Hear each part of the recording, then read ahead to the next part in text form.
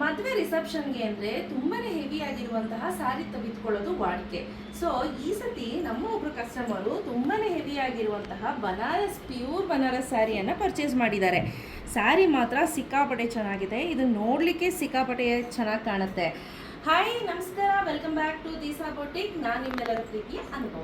ಇವತ್ತು ನಾನು ತೋರಿಸ್ತಾ ಇರುವಂಥದ್ದು ನಮ್ಮ ಒಬ್ಬರು ಕಸ್ಟಮರ್ ಜಯ ಅಂತ ಹೇಳಿ. ಅವರು ಮೈದಿನ ಮದುವೆಗೆ ಅಂತ ಸ್ಯಾರಿ ಪರ್ಚೇಸ್ ಮಾಡಿದ್ರು, ಹೊರಗಡೆ ತೊಗೊಂಬಂದು ನಾನು ಸ್ಟಿಚಿಂಗ್ ಕೊಟ್ಟಿದ್ರು. ಒಟ್ಟು 6 ಡ್ರೆಸ್ಸು 2 ಬ್ಲೌಸನ್ನು ಕೊಟ್ಟಿದ್ದಾರೆ. ತುಂಬ ಚೆನ್ನಾಗಿ ಬಂದಿದೆ. ಸೊ ನೀವು ಹಿಂದೆ ಬ್ಯಾಕ್ ಸೈಡ್ ನೋಡ್ತಾ ಇರ್ಬೋದು ಎಷ್ಟು ಚೆನ್ನಾಗಿದೆ ಅಂತ ಹೇಳಿ. ಬ್ರಾಡಾಗಿ ಲೀಫ್ ಶೇಪನ್ನು ಕೊಟ್ಟು ಈ ರೀತಿ ಡೋರಿಯನ್ನು ಇಟ್ಟಿದ್ದೀವಿ. ಹೆವಿ ಸ್ಯಾರಿ ಆಗಿದ್ದರಿಂದ ನಾನೇನು ಮಾಡಿದೆ, ತುಂಬ ಸಿಂಪಲ್ ಆಗಿರಲಿ ಅಂತ ಹೇಳಿ ಬ್ಲೌಸನ್ನು ತುಂಬಾ ಸಿಂಪಲ್ಲಾಗಿ ಇಟ್ಸಿದ್ದೀನಿ. ಅವ್ರು ತುಂಬ ಸಣ್ಣ ಇದ್ದರು. ಸೂಪರಾಗಿರುವಂತಹ ಸ್ಯಾರಿಗೆ ಕಪ್ಸನ್ನು ಕೊಟ್ಟು ಸಿಂಪಲ್ ಆ್ಯಂಡ್ ಸೋಬರಾಗಿ ಡಿಸೈನ್ ಮಾಡಿದ್ದೀನಿ. ಸೊ ನೋಡಿ, ನೆಕ್ಕು ಅಷ್ಟೇ ಸಿಂಪಲಾಗಿ ಬಂದಿದೆ, ಸ್ಲೀವ್ಸು ಅಷ್ಟೇ ಸಖತ್ತಾಗಿದೆ. Very simple, rich and elegant ಆಗಿ ಕಾಣುತ್ತೆ. ಈ ಸ್ಯಾರಿ ಏನಾದರೂ ಅವ್ರು ವೇರ್ ಮಾಡಿದ್ರೆ ರಾಣಿ ಥರ ಕಾಣಿಸ್ತಾರೆ. ಯಾಕಂದರೆ ಇದಕ್ಕೆ ದುಪ್ಪಟ್ಟ ಕೂಡ ಬಂದಿದೆ ಅಂತ ಹೇಳ್ತಾ ಇದ್ರು.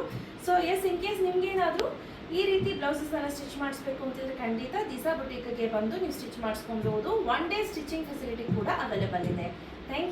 Thank you ma'am.